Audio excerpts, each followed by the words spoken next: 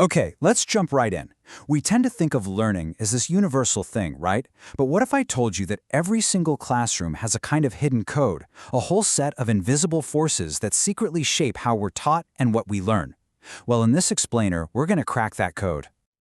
So, just think about this for a second. An 8th grade math class in Chennai, India, is it going to be the same as one in Sydney, Australia? I mean, on the surface, you'd probably say, well, yeah, math is math, isn't it? But the real answer is way more complicated, and honestly, a lot more interesting than you'd think. To really get to the bottom of this, we're going to follow a research study that did something so cool. They didn't just speculate. They went inside one specific 8th grade math classroom in Chennai, India, to see what really goes on day in and day out. All right, so our journey starts right here. Let's step inside this classroom and see this hidden code in action. Now, the way they did this was super thorough. The researchers recorded and analyzed 10 lessons in a row, all taught by the same teacher. So this wasn't just some random snapshot. It was a real deep dive to figure out the consistent, unique things that made her teaching style what it was. So, after all that careful watching, what did they actually find? Okay, let's get into the good stuff. And check this out. They boiled it down to 7 key teaching practices. Now, some of these, stressing understanding and procedure, that feels pretty standard. But then you see this heavy emphasis on oral repetition, memorization, and super precise language, and you start to get a feel for the unique flavor of this classroom.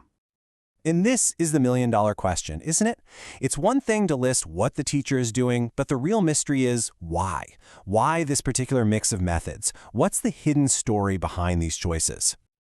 Well, it turns out the answer lies in 3 powerful, almost invisible forces that all come together right there in that one room. So force number 1 is the subject itself. You can't get around it. Math is math. And no matter where you are on the planet, to get good at it, you need to do 2 things. You got to get the big ideas, the why, and you have to master the steps, the how. That's just a universal demand of math. Then you've got force number 2, society. See, a classroom never exists in a bubble. It's always reflecting the world right outside its doors. For instance, what does modern Indian society see as being good at math? Well, in this case, being able to do quick calculations in your head is a huge deal, and that social value directly shapes what gets prioritized in class. And the third force, this one's the deepest of all, culture. The study calls this a learned behavior that gets passed down generation after generation.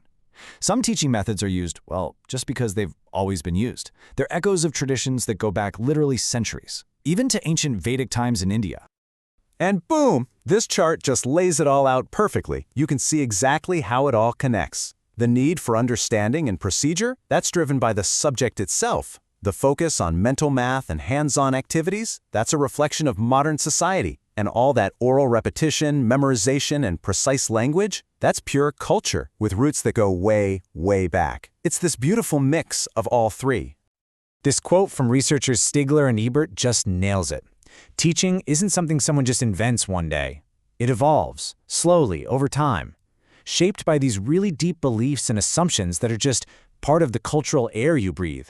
It's like an inherited art form. Okay, now, before we go any further, it's super important we put all of this into the right perspective. So here's the key thing to remember. This study is meant to be illustrative, not representative. What that means is it's a deep, rich portrait of one teacher in one classroom.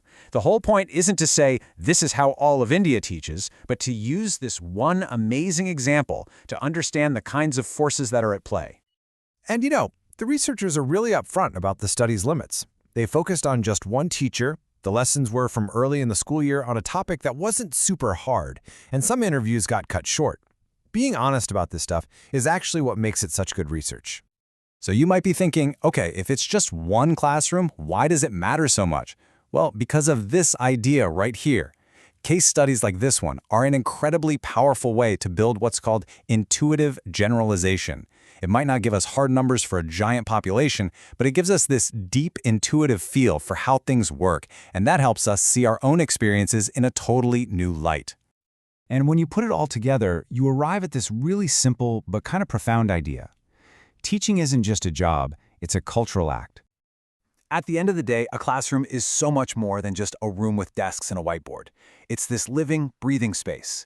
It's a meeting point where the universal laws of a subject, the urgent demands of today's society, and the deep, quiet whispers of ancient culture all come together at once. And I just want to end with this incredible quote from a teacher that captures this whole idea perfectly. Mathematics is basically a product of the culture of each race. It grows from the needs of each society. These are the bases of its truth. It just reminds us that even something as seemingly objective as math is, at its heart, a deeply human cultural creation. So I'll leave you with this to chew on. When you think back on your own education, what were the hidden codes in your classrooms? What were the unspoken rules and cultural forces that shaped the way you were taught to see the world?